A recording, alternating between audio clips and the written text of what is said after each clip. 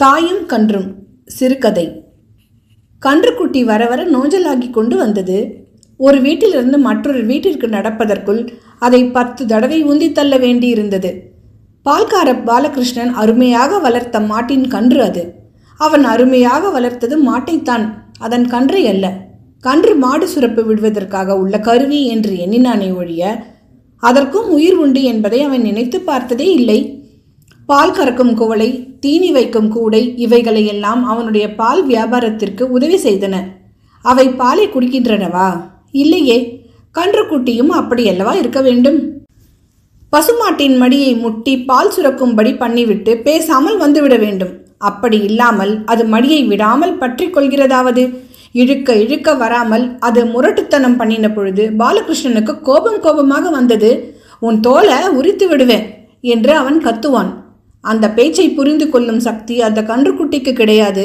பக்கத்து வீட்டு பால்காரன் உண்மையாகவே ஒரு கன்றுக்குட்டியின் தோலை உரித்து அதற்குள்ளே வைக்கோலை அடைத்து பால் குடிக்காத கன்றுக்குட்டி ஒன்றை சிருஷ்டி பண்ணி இருக்கிறானே, அதுபோல இவனும் செய்யலாமே என்று யோசித்து பார்க்கும் அறிவு அதற்கில்லை. அதனால் அது ஒவ்வொரு தடவையும் தன் தாயின் மடியை விடாப்பிடியாக பற்றி கொண்டுதான் இருந்தது. பசுமாட்டுக்கு தீனி போடுகிறவன் அவன், பராமரிக்கிறவன் அவன். இப்போதெல்லாம் மாட்டு தீவனத்தின் விலை எவ்வளவு உயர்ந்து விட்டது. இன்னும் தண்ணீருக்கு யாரும் விலை வைக்கவில்லை. அப்படி இருக்கிறதால் தான் பாலகிருஷ்ணன் பிழைக்கிறான். இல்லாவிட்டால் அவனுடைய அம்மா, அவன் மனைவி 3 பேரும் உழைக்கிறார்கள். மாட்டை பராமரிக்கும் உழைப்புதான். தனவரவில் நாட்டுப்புறத்தில் இருந்து ஒரு பெண்ணை அவன் தன் வாழ்க்கை துணைவியாக பொறுக்கி எடுத்திருக்கிறான். பட்டணத்து வாயாடிகளை போன்றவள் அல்ல அவள். 4 பேர் செய்கிற வேலையை முகம் சினுங்காமல் குதிரை குட்டியைப் போல் ஒருத்தியாகவே குதூகலத்துடன் செய்கிறாள். இவ்வளவு பேர் சேர்ந்து உழைக்கிற உழைப்பிலே கன்றுக்குட்டி ஒரு வேலையும் செய்யாமல் பாலை குடிக்கிறதென்றால் பாலகிருஷ்ணனுக்கு கோபம் வருமா வராதா சொல்லுங்கள்? ஆனால் அந்த நாட்டுப்புறத்து பெண் இருக்கிறாளே அவன் மனைவி, அவள் பெயர் நல்லம்மாள். அந்த நல்லம்மாள் கிராமத்தில் வளர்ந்தவள். கொழு கொழு கன்றே கன்றின் தாயே என்று குழந்தைகள் கதை சொல்லும் கூட்டத்தை சேர்ந்தவள். கன்றுக்குட்டி கொழு கொழுவென்று இருப்பதை பார்த்து கழிக்கும் உழவர் வீட்டிலே பிறந்தவள். இந்த காலை கன்று நாளைக்கு எந்த மகாராஜனுடைய வில்வண்டியிலே பூட்டும் பெருமையை அடையப் போகிறதோ என்று கன்றுக்குட்டியை பார்த்து பெருமைப்படும் இயல்புடையவர்கள் அவர்கள். நல்லம்மாளுக்கு இந்த கன்றுக்குட்டியை காணும் போதெல்லாம் ஐயோ பாவம் என்று இருக்கும். அவள் இந்த வீட்டிற்கு வந்து 4 ஆண்டுகள் ஆகிவிட்டன.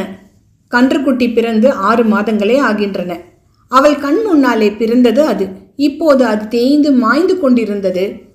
கன்றுக்குட்டிக்கு பால் விடாமல் கறப்பது பாவம் என்று அவள் பாலகிருஷ்ணனிடம் சொல்லி பார்த்தாள். அவன், சரிதாண்டி பொடி, கன்றுக்குட்டிக்கு பால் வாசனை போதாதோ, அதுதான் புள்ளையும் தவிட்டையும் தினம் 1 ரூபாய்க்கு மேலே திங்கிறதே என்று சொல்லிவிடுவான்.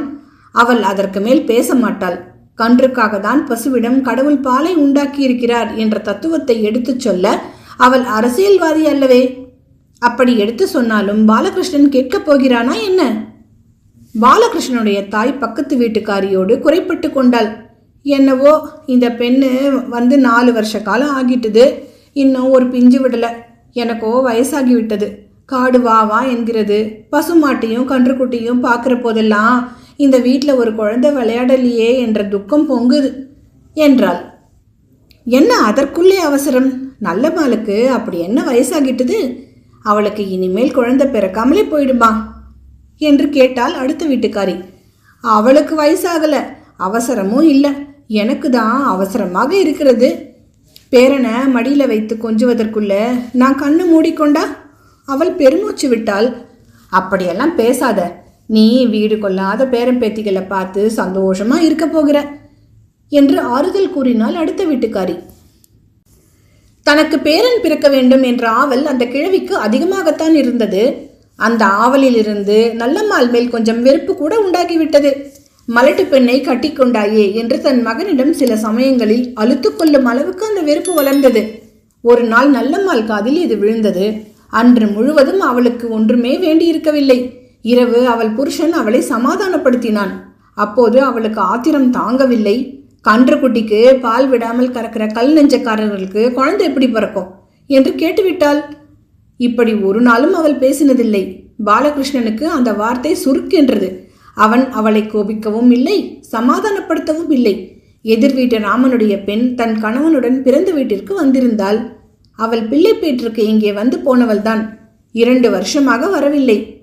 அவள் வந்ததில் ராமனுக்கும் அவன் மனைவிக்கும் அளவற்ற சந்தோஷம். அவள் குழந்தை 2 வருஷத்திற்கு மிஞ்சின வளர்ச்சி பெற்றிருந்தது. தத்தி தத்தி நடந்தது. அங்கங்கள் எல்லாம் உருட்டி திரட்டி விட்டார் போல் இருந்தன. அந்த குழந்தையை எடுத்துக்கொண்டு வீதியிலே வந்து நிற்பதிலே ஒரு தனி இன்பம் கண்டாள் ராமனின் மனைவி. எதற்காக அப்படி போய் நிற்கிறாய்? யார் கண்ணாவது பட்டுடப் போகிறது என்று அவளுடைய மகள், குழந்தையின் தாய் கூவினாள். அந்த சமயம் பார்த்துதானா பாலகிருஷ்ணனுடைய தாய் அந்த குழந்தையை பார்க்க வேண்டும்?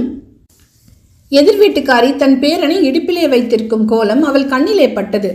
அதோடு சேர்ந்தாற்போல் அவள் பெண் பேசின பேச்சும் காதிலே பட்டது. அட அதிசயமே என்றுதான் முதலில் பாலகிருஷ்ணனுடைய தாய் நினைத்தாள். அடுத்த கணமே அதிசயம்தான் என்ற உண்மையான எண்ணம் உண்டாயிற்று. 2 வயசுல இவ்வளவு வளப்பத்தோட ஊர்ல உள்ள குழந்தைகள் இருக்கின்றனவா? பொட்டலம் கட்டும் காகிதத்துல சில குழந்தைகளின் படம் வருகிறதே, அப்படியல்லவா இந்த குழந்தை இருக்கிறது? மறுபடியும் அந்த குழந்தையை நன்றாக பார்த்தாள். கொழு கொழுவென்றிருந்த கோலத்தை கண்ணால் முகந்து முகந்து பருகினாள். அதிசயமான குழந்தை தான், எந்த தாயும் பெருமைப்பட வேண்டிய குழந்தை என்ற தீர்மானத்திற்கு வந்தாள். நமக்கு ஒரு நோஞ்சல் குழந்தை கூட அதிசயம்தான், இங்கே மலட்டு மரம் அல்லவா வளர்கிறது என்று அழுத்து கொண்டாள். அம்மா, குழந்தையை உள்ள கொண்டு வா, பால் கொடுக்க வேண்டும் என்று குழந்தையின் தாய் சொன்னது இவள் காதில் விழுந்தது. தாய்ப்பாலின் ஊட்டம்தான் அந்த குழந்தைக்கு அவ்வளவு வளப்பத்தையும் பொலிவையும் கொடுத்திருக்கிறது என்பது அவளுக்கு நினைவு வந்தது. எதிர் வீட்டு ராமனுடைய பெண் தன் குழந்தையை எடுத்துக்கொண்டு பாலகிருஷ்ணன் வீட்டிற்கு வந்தாள். குழந்தைக்கு என்ன அம்மா கொடுக்கிறாய் என்று கேட்டாள் பாலகிருஷ்ணனின் தாய். என் பால் தான் என்று அலட்சியமாக சொன்னாள் அந்த பெண். பார்த்தாயா, நான் நினைத்தேன் என்று சட்டென்று பாலகிருஷ்ணன் தாய் கூறினாள். அப்போது மற்றொரு குரலும் எழுந்தது. பாலகிருஷ்ணன் மனைவி நல்லம்மாள் தான் பேசினாள். அதன் தாய்ப்பால் வகையாக இருந்தால் குழந்தை நன்றாகத்தான் இருக்கும் என்று அவள் சொன்னாள். அவள் பேச்சு அவள் மாமியாருக்கு எரிச்சலை உண்டாக்கியது. ஆமாம், நீ ரொம்ப கண்டுவிட்டாய். தாய்ப்பாலை பற்றி பேச உனக்கு ஏது வாய் என்று சீறினாள். 3வது பேர் வழியை வைத்துக்கொண்டு அவள் அப்படி பேசினது நல்லம்மாளுக்கு பிடிக்கவில்லை. தாய் என்றால் எல்லாம் தாய்தான். அதன் பாலை கன்றுக்குட்டிக்கு கொடுத்து வளர்க்க தெரியாதவர்களுக்கு மாத்திரம் தாய்ப்பாலின் அருமை தெரிந்து விடுமா என்ன? அவள் பேச்சில் சிறிது பலமாகவே வெறுப்பு தொனித்தது. ரோஷம் கொண்ட பேச்சு அல்லவா அது? இப்படி புயல் மூண்டவுடன் எதிர் வீட்டு பெண் நாகரிகமாக விலகி கொண்டால், கடைக்கு போய் சாமான் வாங்கணும், நான் நாளைக்கு ஊருக்கு போறேன் அத்தை என்று சொல்லி விடை பெற்றாள். வாசல் திண்ணையில் இத்தனையும் கேட்டுக்கொண்டிருந்தான் பாலகிருஷ்ணன். அவனுக்கு கூட தன் தாயிடம் கோபம் வந்தது. அயலாருக்கு முன் அவள் நல்லம்மாளை பழித்தது அவனுக்கும் பொறுக்கவில்லை. இல்லை அம்மா, கன்றுக்குட்டியை இன்னும் கொஞ்சம் விட்டு பிறகு பிடி அம்மா. இது என்னப்பா புதிய பேச்சு? புதுசு இல்ல, கன்றுக்குட்டி நன்றாக இராவிட்டால் முனிசிபாலிட்டியில் அபராதம் போடுகிறார்களாம். பால் வியாபாரமே பண்ணக்கூடாதென்று தடுத்து விடுவார்களாம் என்றான் பாலகிருஷ்ணன். அவளுக்கு ஒன்றும் புரியவில்லை. ஆனால் நல்லம்மாளுக்கு நன்றாக விளங்கிவிட்டது. நீ இப்படி மனம் கசந்து கொள்கிறாய். அந்த குழந்தையை பார்த்தது முதல் எனக்கே மனசு இறங்கிவிட்டது. நான் பண்ணுகிற அக்கிரமம் புரிகிறது. ஏதாவது தந்திரம் பண்ணி அம்மாவை ஏமாத்தலாம். அம்மா ஏமாந்தாலும் தப்பு இல்லை. கன்றுக்குட்டியும் நீயும் ஏமாந்து போகக்கூடாது என்று அவன் தனிமையிலே சொன்ன வார்த்தை இப்போது செயலாக உருவாகிறது என்று விளங்கியது அவளுக்கு. அன்று முதல் கன்றுக்குட்டியின் பாடு குஷிதான். 6 மாதம் கழித்து எதிர் வீட்டு பெண் மறுபடியும் வந்திருந்தாள். அவள் தங்கைக்கு கல்யாணம். அதற்காக வந்தாள் அவள். பாலகிருஷ்ணன் வீட்டு கன்றுக்குட்டி வாசலில் வந்ததை பார்த்தாள். தன் வீட்டு வாசலில் இருந்தபடியே பாலகிருஷ்ணன் தாயை, அத்தை, வேற மாடும் கண்ணும் வாங்கியிருக்கீங்களா என்று கேட்டாள். இல்லை இல்லை, பழைய மாடுதான். பின்ன? அவளுக்கு ஆச்சரியமாக இருந்தது. எல்லாம் நீ கற்றுத்தந்த வித்தை என்று பதில் வந்தது. மருமகள் சௌக்கியமா என்று அந்த பெண் கேட்டாள். அடுத்த கணம் பழைய காட்சி நினைவுக்கு வந்ததனால் ஏன் கேட்டோம் என்று நாக்கை கடித்து கொண்டாள். ஆனால் அவள் எதிர்பார்த்த சீரல் தோன்றவில்லை. அவள் 10 நாள் பிறந்த வீட்டில் இருந்து விட்டு வர போயிருக்கிறாள் என்றால் பாலகிருஷ்ணனின் தாய் முகமலர்ச்சியுடன். என்ன விசேஷம்? சாமி கண் திறந்து பார்த்திருக்கிறாரு என்று சொல்லிக்கொண்டே அருகில் வந்து நின்ற கன்றுக்குட்டியை அந்த கிழவி தடவி கொடுத்தாள்.